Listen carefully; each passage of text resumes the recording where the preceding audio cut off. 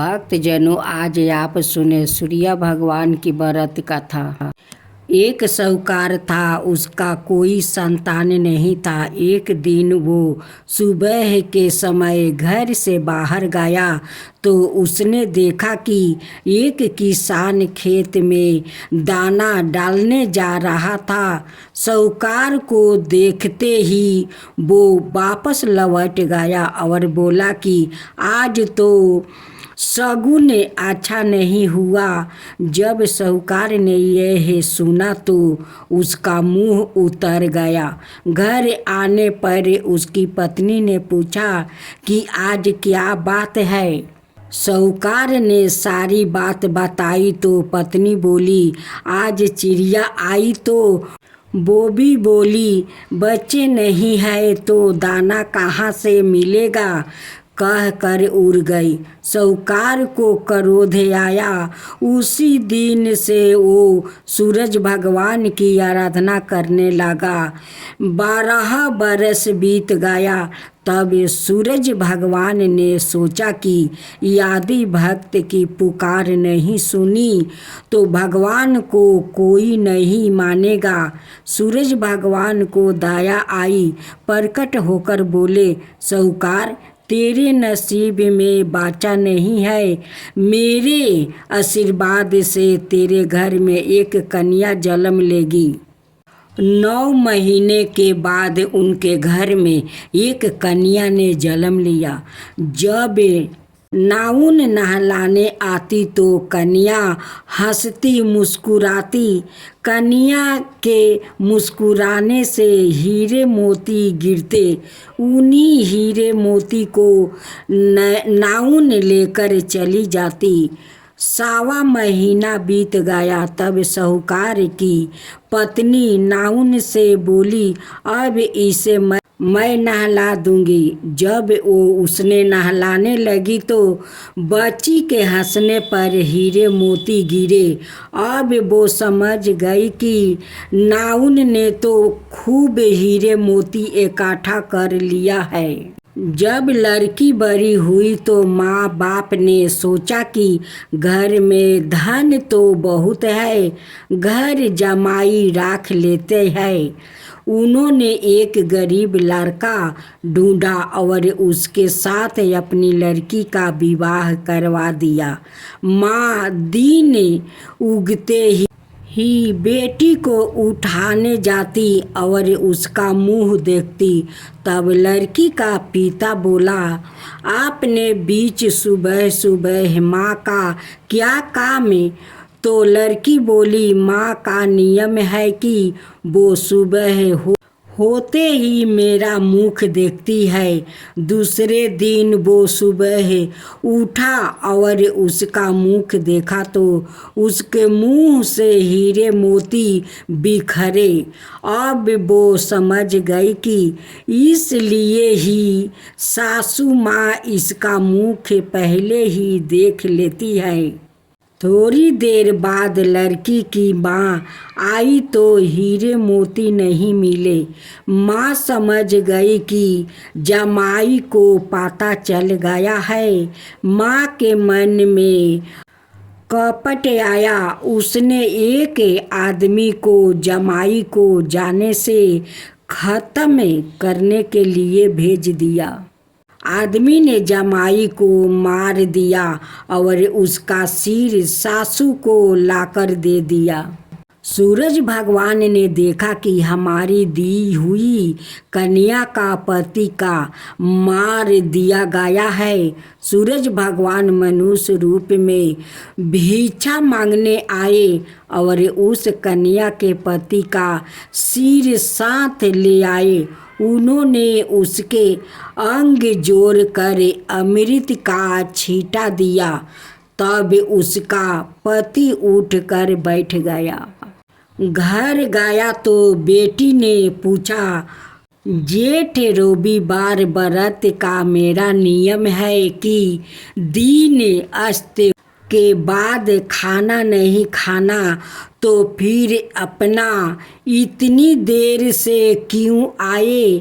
वो बोला कि मुझे मारने के लिए तेरी माँ ने आदमी भेजा था और सारी कहानी बता दिया। तब बेटी बोली कि अब हम यहाँ नहीं रहेंगे। जो माँ मेरा सुहाग छीन ले वो किस काम की? बेटी अपने पति के साथ अलग घर में रहने लगी। उसके घर में सुख समृद्धि हो गई और उसकी माँ के घर में धीरे धीरे दरिद्रता आ गई। जैसे सूरज भगवान बेटी पर प्रसन्न हुए वैसे ही सब पर प्रसन्न रहना। आज आप सुने सूर्य देव का व्रत कथा। आज एकादशी है। एकादशी पर सूर्य भगवान का कथा सुनना बहुत शुभ माना जाता है। प्राचीन काल में एक बुढ़िया रहती थी। वो नित्य नियम रूप से रविवार का व्रत करती। रविवार के दिन सूर्य उदय से पहले उठकर बुढ़िया स्नान नदी से निमृत होकर आंगन को गोबर से लीप कर स्वच्छ करती। उसके बाद सूर्य भगवान की पूजा करते हुए रविवार का व्रत का कथा सुनकर सूर्य भगवान का भोग लगाकर दिन में एक समय भोजन करती। सूर्य भगवान की अनुकंपा से बुढ़िया को किसी प्रकार की चीज और कष्ट नहीं था। धीरे धीरे उसका घर धन धन से भर रहा था। उस बुढ़िया को सुखी होते देखे उसकी पड़ोसिन उससे जलने लगी। बुढ़िया ने कोई गाय नहीं पाल रखी थी। अतः वो अपनी पड़ोसिन के आंगन में बंधी गाय का गोबर लाती थी। पड़ोसिन ने कुछ सोचकर अपनी गाय को घर के भीतर बांध दिया। रविवार को गोबर न मिलने से बुढ़िया अपना आंगन नहीं लीप सकी। आंगन ना लीप पाने के कारण उस बुढ़िया ने सूर्य भगवान को भोग नहीं लगाया और उस दिन सवाए भी भोजन नहीं किया। सूर्यास्त होने पर बुढ़िया भूखी प्यासी सो गई। प्रात काल सूर्य उदय से पूर्व उस बुढ़िया की आँख खुली तो वो अपने घर के आंगन में सुंदर गाय और बछड़े को देखकर हैरान हो गई। गाय को आंगन में बांधकर उसने जल्दी से उसे चारा लगाकर खिलाया। पड़ोसिन ने उस बुढ़िया के आंगन में बंधी सुंदर गाय और बछड़े को देखा तो वो उसे और अधिक जलने लगी। तब गाय ने सोना का गोबर कर दिया। गोबर को देखते ही पड़ोसिन की आंखें फट गई। पड़ोसन ने उस बुढ़िया को आसपास ना पाकर तुरंत उसे गोबर को उठाया और अपने घर ले गई और अपनी गाय का गोबर वहाँ राख आई। सोने के गोबर से पड़ोसिन कुछ ही दिनों में धनवान हो गई। गाय प्रतिदिन सूर्य उदय से पूर्व सोने का गोबर किया करती थी और बुढ़िया के उठने के पहले पड़ोसिन उस गोबर को उठाकर ले जाती थी। बहुत दिनों तक बुढ़िया को सोने के गोबर के बारे में कुछ पता नहीं चला। बुढ़िया पहले की तरह हर रविवार को भगवान सूर्य देव का व्रत करती रही और कथा सुनती रही। लेकिन सूर्य भगवान को जब पड़ोसिन की चालाकी का पता चला तो उन्होंने तेज आंधी हवा चलाई। आंधी हवा का प्रकोप देखकर बुढ़िया ने गाय को घर के भीतर बांध दिया। सुबह उठकर बुढ़िया ने सोने का गोबर देखा। उसे बहुत आश्चर्य हुआ। उस दिन के बाद बुढ़िया गाय को घर के भीतर बांधने लगी। सोने के गोबर से बुढ़िया कुछ ही दिनों में बहुत धनी हो गई।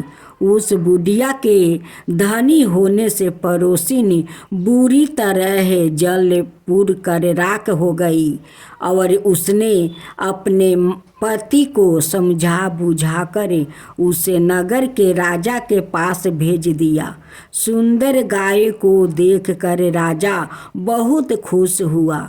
सुबह जब राजा ने सोने का गोबर देखा तो उसके आश्चर्य का ठिकाना ना रहा। उधर सूर्य भगवान को भूखी पियासी बुढ़िया को इस तरह प्रार्थना करते देखा, उस पर बहुत करुणा आई।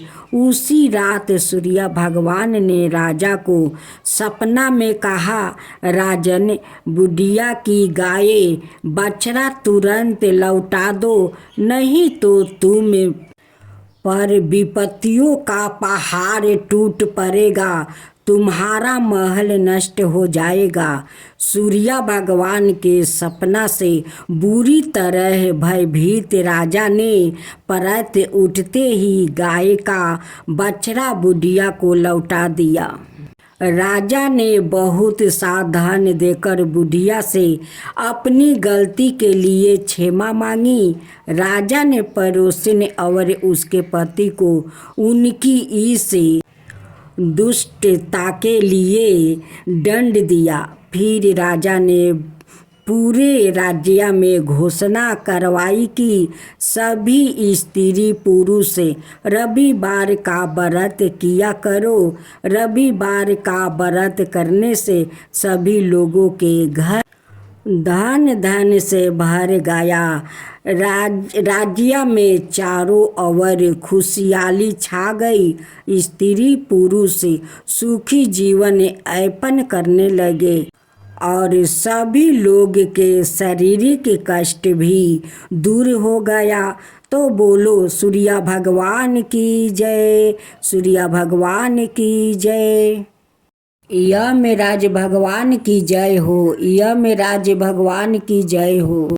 एक महिला से यमराज ने कहा कि मैं तुम्हारे प्राण लेने आया हूँ, मैं तुम्हारा थोड़ा समय देता हूँ। अपनी किस्मत बदलने के लिए इस पुस्तक में जो चाहे लिख दो, वो ही हो जाएगा। महिला ने पुस्तक में देखा तो वह लिखा था, तुम्हारी सहेली को खजाना मिलने वाली है। इसके बाद क्या हुआ? एक महिला को यमराज मिले, लेकिन वो उन्हें पहचान नहीं सकी। उसने यमराज को पानी पिलाया। इसके बाद यमराज ने महिला से कहा कि मैं तुम्हारे प्राण लेने आया हूँ, लेकिन तुमने मुझे पानी पीने के लिए दिया, इस कारण मैं तुमसे खुश हूँ। तुम्हें एक अवसर देता हूँ, तुम अपना भाग्य बदल सकती हो। या कहकर यमराज ने एक पुस्तक महिला को दे दिया और कहा कि इस पुस्तक में तुम्हारे नाम का एक दृष्टि है, वहाँ तुम अपने लिए जो चाहती हो वो लिख सकती हो। जैसा लिखोगी वैसा ही होगा। महिला ने पुस्तक हाथ में ली और जैसे ही उसे खोला तो उसमें लिखा था कि तुम्हारी सहेली को खजाना मिलने वाला है। महिला ने वहाँ लिख दिया कि उसे खजाना ना मिले। अगला पोस्टर खोला तो उस पर लिखा था कि तुम्हारी पड़ोसी का पति राजा का मंत्री बनने वाला है। महिला ने वहाँ लिख दिया कि वो मंत्री ना बने। कुछ ही देर में उसे अपने नाम का पृष्ठ मिला। वो खुद के लिए अच्छा लिखने के लिए सोचने लगी, लेकिन जैसे ही वो लिखने वाली थी, यमराज ने पुस्तक के ली यमराज ने महिला से कहा कि अब तुम्हारा समय खत्म हो गया है। तुम दूसरों का बुरा करने के चक्कर में खुद का भला नहीं कर सकती है। महिला को पछतावा होने लगा कि उसने सुनहरा अवसर खो दिया। इसके बाद यमराज ने उस महिला के प्राणों का हरण कर लिया। इस कथा की लिख यह है कि काफ़ी लोग दूसरों का बुरा सोचते रहते हैं, मौका मिलने पर दूसरों का बुरा करते हैं। इस चक्कर में वो कई बार खुद का भला करने का अवसर खो देता है। हम दूसरों का भला ना कर सके तो कम से कम किसी का बुरा भी नहीं करना चाहिए, यही सच्ची मानवता है। अगर वो महिला अपनी मित्र और पड़ोसी का बुरा नहीं सोचती तो खुद का भाग्य बदल सकती थी, लेकिन उसने पहले उनका बुरा करने की सोची और खुद के प्राण नहीं बचा सकी। भक्तजनों, अब हम लोग आरती सुनते हैं। जय जय शनि देवा, सामयंग विक्रमी दृष्टि चतुर्भुजधारी, नीलंबर धारण नाथ गजा की असवारी। जय जय श्री शनिदेव, विकट मुटुक शिशिराजित दीपत है लीलारी, भक्तन की माला गले शोभित बिहारी। जय जय श्री शनिदेव। मोदक मिष्टन पान चढ़े है सुपारी, लोहा तिल तेल उर्दी महिषी अति प्यारी। जय जय श्री शनिदेव। देवदनु ऋषि मुनि सुमिरत नर नारी, विश्वनाथ धरत ध्यान शरण है तुम्हारी। जय जय श्री शनिदेव, भक्तन के हितकारी। जय जय जय शनिदेव।